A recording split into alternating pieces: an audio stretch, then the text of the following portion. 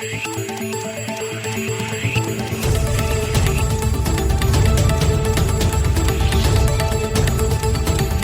et bienvenue à cette édition de Santé, Sciences et Développement, le magazine scientifique de SciDev.net en partenariat avec votre radio. Présentation Sylvie Acoussan. Au sommaire de cette édition, en RDC, suite à l'éruption volcanique du Nyiragongo, les déplacements massifs de population font craindre aux autorités sanitaires une flambée des cas de choléra dans la région en raison de la promiscuité et des conditions hygiéniques précaires. Au Burkina Faso, l'heure est au vaccin anti-Covid-19. À l'instar de tous ses voisins, le pays vient de lancer sa campagne de vaccination contre le coronavirus. Covid-19 toujours, mais cette fois-ci en Côte d'Ivoire, où la pandémie a eu des impacts évidents sur la filière pharmaceutique du pays. Il en sera question dans une interview du président du Conseil de l'Ordre national des pharmaciens, le Dr Diarra Aruna. Et puis, comment augmenter les chances de tomber enceinte lors des rapports sexuels? Réponse dans la rubrique Kesako. À ne pas oublier, l'agenda scientifique, ce sera comme d'habitude en fin d'émission.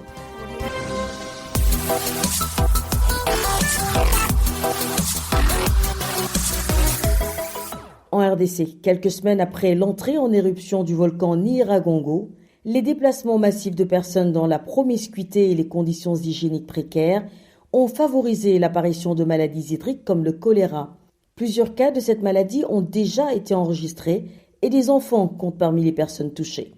Les détails avec Bertrand Mayumbo à Kinshasa. L'éruption volcanique des Nyiragongo du 22 mai dernier a causé le déplacement de plusieurs milliers de personnes. On comptait environ plus de 230 000 déplacés vers Saké, à 24 km des Goma, certains vers le territoire de Rutshuru au nord Kivu, mais aussi vers la frontière rwandaise. Dans ces déplacements massifs, certaines personnes n'ont pas pu résister à la promiscuité et aux conditions d'hygiène précaires. Les maladies hydriques, notamment le choléra, ont aussitôt fait leur apparition. 8 jours après l'éruption volcanique, 12 cas suspects de choléra, dont 9 enfants, ont été acheminés dans les centres de santé des Saké. Plus de 20 jours après l'éruption et malgré le retour de certains habitants à Goma et les environs, l'accalmie des mouvements sismiques n'empêche pas aux professionnels de santé d'avoir certaines craintes en rapport avec la situation actuelle à l'Est. Pour Noéla Moussala, membre de l'équipe de surveillance épidémiologique en République démocratique du Congo, le Nord et le Sud Kivu sont connus comme étant des zones endémiques au choléra. Avec ces déplacements massifs, le technicien du ministère de la Santé craint qu'une flambée des cas de choléra se manifeste. Néanmoins, dit-elle, un plan de contingence a été élaboré. Chloration de quelques points de puisage d'eau, sources et puis approvisionnement de certains centres en kit choléra, mais aussi le renforcement de la sensibilisation. À savoir que le choléra résulte de l'absorption d'eau ou d'aliments contaminés. La maladie se manifeste quelques heures ou quelques jours plus tard, suivie de violentes diarrhées et vomissements sans fièvre. En l'absence de traitement, la mort peut subvenir dans 1 ou 3 jours. Kinshasa, Bertrand Mayumbu pour Santé, Sciences et Développement. La campagne de vaccination contre la Covid-19 vient d'être officiellement lancée au Burkina Faso, dernier pays de l'Afrique de l'Ouest à se soumettre à cet exercice. Pour cette première phase, ce sont 115 200 doses du vaccin AstraZeneca qui seront administrées aux populations. À Ouagadougou, le reportage d'Abdelaziz Nabaloum. La campagne de vaccination contre la Covid-19 a officiellement débuté ce 2 juin 2021 au Burkina Faso. C'est le ministre de la Santé qui a reçu la première dose du vaccin AstraZeneca. Professeur Charlemagne Ouedraogo, ministre de la Santé. Je me sens bien, je n'ai pas de céphalée, je n'ai pas de vertige et je suis même très content parce que je sais que je vais mieux me porter encore et que je n'aurai plus d'angoisse de contracter une forme grave de la Covid-19. Le Burkina Faso a reçu le 31 mai dernier 115 200 doses du vaccin AstraZeneca dans le cadre du mécanisme COVAX qui vise à garantir un accès au vaccin aux pays en développement, notamment africains. Il est le dernier pays de l'Afrique de l'Ouest à recevoir son vaccin. AstraZeneca est un vaccin sûr selon la représentante résidente de l'OMS au Burkina Faso, Halima Diarra. Soyez tout à fait rassurés. Ces vaccins ont été fournis par l'intermédiaire de la facilité COVAX. Ce sont de tout à fait bonnes doses. Nous, les partenaires, nous sommes comptables du type de vaccin qui vient dans les pays. Ce sont des vaccins de bonne qualité, d'une efficacité avérés qui sont fournis aux différents pays. Pour cette première campagne de vaccination, les personnes prioritaires sont entre autres les agents de santé, le personnel des Nations Unies, les candidats au Hajj 2021. Abdelaziz Nabaloum, Ouagadougou, pour Santé, Sciences et Développement. En Côte d'Ivoire, l'heure est à l'évaluation de l'incidence de la pandémie dans les différents secteurs d'activité. SciDev.net a rencontré le président du Conseil de l'Ordre des pharmaciens de Côte d'Ivoire, le Dr Diarra Harouna, qui décrypte entre autres les conséquences de la pandémie sur la filière pharmaceutique du pays.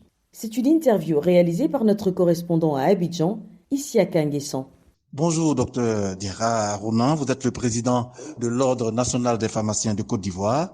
Quel est l'impact de la Covid-19 sur la filière pharmaceutique ivoirienne? L'impact, il est à deux niveaux. Il y a l'impact sur les pharmaciens eux-mêmes d'abord, qui sont des agents de santé qui, dans leur exercice au quotidien, sont confrontés donc à des populations et donc sont quelque part exposés à la maladie. Mais aussi, les pharmaciens sont un peu la face avancée de la médecine moderne vis-à-vis des populations. Quel bilan pouvez-vous établir en termes de bilan humain et financier depuis la survenue de la Covid-19 sur la filière pharmaceutique ivoirienne? La Covid-19 nous a fait perdre des confrères. Sur le plan financier, ça a eu un certain impact sur l'ensemble de l'activité pharmaceutique. On a constaté une baisse de la fréquentation des consultations dans les hôpitaux, alors que la fréquentation des officines est liée étroitement à la fréquentation des hôpitaux. À Yamoussoukro, vous avez aussi abordé la question de la médecine traditionnelle. On est tenté de vous demander si elle peut être efficiente dans la lutte contre la Covid-19. En matière de médecine traditionnelle, je reste convaincu qu'on peut avoir des solutions.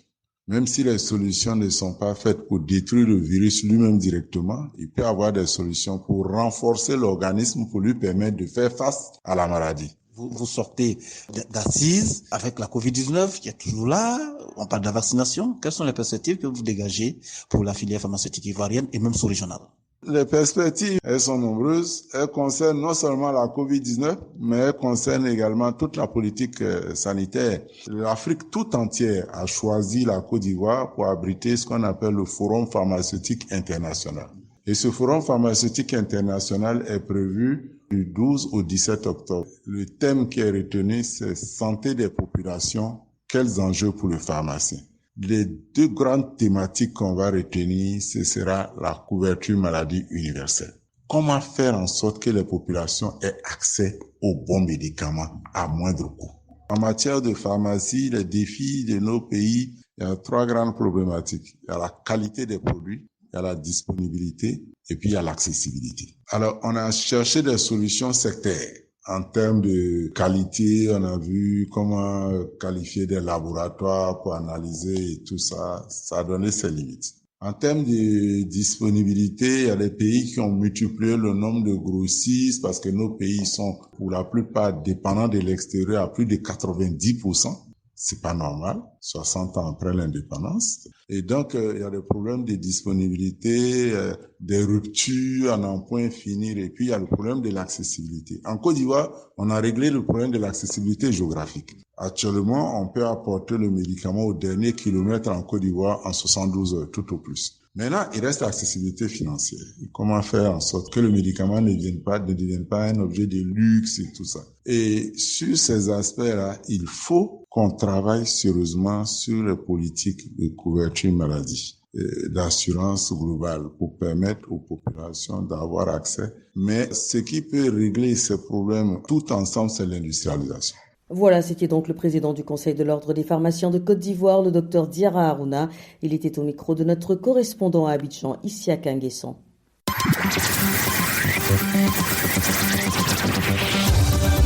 Kesako, qu'est-ce que c'est? Vos questions à la rédaction, les réponses de nos experts. La question de la semaine nous vient du Sénégal, je vous propose de l'écouter. Bonjour sur SciDev.net. Je m'appelle Astou Diédhiou et je suis une femme mariée résidant à Dakar, au Sénégal. Mon conjoint et moi envisageons de faire un enfant prochainement. Je voudrais alors savoir comment faire pour augmenter mes chances de tomber enceinte lors d'un rapport sexuel. Merci. Mettons le cap sur Dakar où notre correspondant Didier Lando est en ligne. Bonjour Didier. Bonjour Sylvie et bonjour à tous. Vous êtes notre correspondant au Sénégal et vous vous êtes rapproché d'un spécialiste pour apporter des réponses à la préoccupation de notre auditrice. Alors, pour répondre à la préoccupation de Dame Astou Diédhiou, nous avons contacté le docteur Joël Adjakou, gynécologue obstétricien exerçant à Dakar en clientèle privée. Docteur Joël Adjakou, que doit faire Dame Astou Diédhiou pour maximiser ses chances de tomber enceinte lors d'un rapport sexuel? Il y a plusieurs facteurs sur lesquels elle peut jouer pour augmenter ses chances d'être enceinte lors d'un rapport sexuel. Déjà, ce ne serait pas un rapport sexuel, ce serait plusieurs rapports sexuels. Okay. Parce que normalement, pour parler de rapport sexuel et espérer avoir une grossesse, il faut avoir une fréquence de 3 rapports sexuels par semaine. Alors, le premier facteur sur lequel il faut jouer, c'est l'âge. Les chances d'avoir une grossesse au-delà de 40 ans s'amenuisent. Donc, il vaut mieux les faire avant 40 ans. À partir de 36 ans, la fertilité baisse et à 40 ans, s'annule pratiquement. Donc, c'était avant 40 ans. Maintenant, il faut savoir aussi calculer sa période de fécondité. Calculer le jour probable de la fécondation et maximiser la qualité et la quantité des rapports sexuels durant cette période. Dans un cycle normal, la date de l'ovulation correspond au 14e jour à partir du premier jour des règles. Dans un cycle normal, si le cycle est plus long, ça décale. Une chose est sûre, et c'est connu de façon certaine, la première partie du cycle peut varier, mais la deuxième partie du cycle ne varie pas. Ça veut dire que c'est 14 jours après l'ovulation que la femme a ses règles. Donc, elle doit pouvoir calculer cette période et maximiser les rapports sexuels en qualité et en quantité. Quand je dis en qualité, c'est qu'il faut que ce soit des rapports sexuels complets. Complet, ça veut dire sans préservatif, sans contraception en général, et complet, c'est-à-dire jusqu'à éjaculation. C'est le premier facteur. Le deuxième facteur, c'est un facteur d'hygiène de vie. Ça concerne l'hygiène de vie parce qu'une femme en obésité a du mal à tomber enceinte, exactement comme une femme anorexique. Donc, quand une femme est en obésité, c'est faire un régime pour perdre du poids. Quand elle est anorexique, il faut qu'elle mange bien pour rattraper. Parlons toujours d'hygiène de vie. Le tabac nuit gravement à la fertilité. L'alcool également. Le stress. Maintenant, il y a des médicaments aussi qui interfèrent avec la fertilité. Les antidépresseurs, certains antihistaminiques, les antinausées, certains antinausées nuisent gravement à la fertilité. Donc, il s'agit de plusieurs facteurs rassemblés. D'accord, docteur. Vous avez parlé du régime alimentaire. Est-ce qu'il y a des aliments qu'il faut privilégier à d'autres si on veut tomber enceinte? Alors, ça n'a pas été établi de façon scientifique, mais on conseille aujourd'hui les antioxydants, les aliments riches en oméga 3. Voilà. C'était le docteur Joël Adjakou, gynécologue obstétricien, interviewé à Dakar par notre correspondant Didier Landau. Si vous aussi souhaitez nous adresser une question, une seule chose à faire, appelez, écrivez ou laissez un message vocal au numéro WhatsApp suivant, le +221 77 846 54 34. Je répète, le +221 77 846 54 34. Votre question, vous pouvez aussi nous l'envoyer par email. L'adresse email, c'est celle-ci, podcast@sidev.net. Podcast s'écrit P-O-D-C-A-S-T. Et SciDev s'écrit S-C-I-D-E-V. Je répète, podcast@sidev.net. Vos questions et commentaires sont attendus à ces différentes adresses à tout moment de la journée. L'agenda. Place maintenant à Bilal Taïrou qui nous fait découvrir, comme d'habitude, l'agenda scientifique de la semaine. Bonjour Bilal. Bonjour Sylvie, bonjour chers auditeurs. Alors, que devons-nous retenir à l'agenda scientifique cette semaine? À l'agenda cette semaine, dans un premier temps, un événement co-organisé par l'Organisation des Nations Unies pour l'alimentation et l'agriculture et l'Organisation mondiale de la santé. Et c'est une réunion d'experts sur la sécurité microbiologique et la qualité de l'eau utilisée dans la production des produits de la pêche et des produits laitiers. Et c'est prévu du 14 juin au 2 juillet 2021. Pour plus de renseignements, envoyez un mail aux adresses jemra@fao.org et jemra@who.int. Précisons ensuite que le 17 juin marque la journée mondiale de lutte contre la désertification et la sécheresse. Et le thème retenu cette année est « Restauration, terre reprise ». Enfin, au Burundi, c'est l'ONG SACOD de Burundi qui organise, avec plusieurs autres partenaires internationaux, une conférence internationale sur la santé au travail. Pour avoir des informations, il faut contacter l'adresse santé+2021br@gmail.com. Voilà, ce sera tout pour cette semaine, Sylvie. Merci Bilal, mesdames et messieurs, je vous remercie d'avoir suivi cette édition de Santé, Sciences et Développement qui arrive ainsi à son terme. Rendez-vous la semaine prochaine, même heure, même fréquence. D'ici là, portez-vous bien. Cette émission est disponible en podcast sur le site saidev.net/fr. Cette émission a été réalisée sur financement du CRDI, le Centre de recherche pour le développement international, un organisme public canadien. Le CRDI investit dans le savoir, l'innovation et les solutions afin d'améliorer les conditions de vie dans les pays en développement.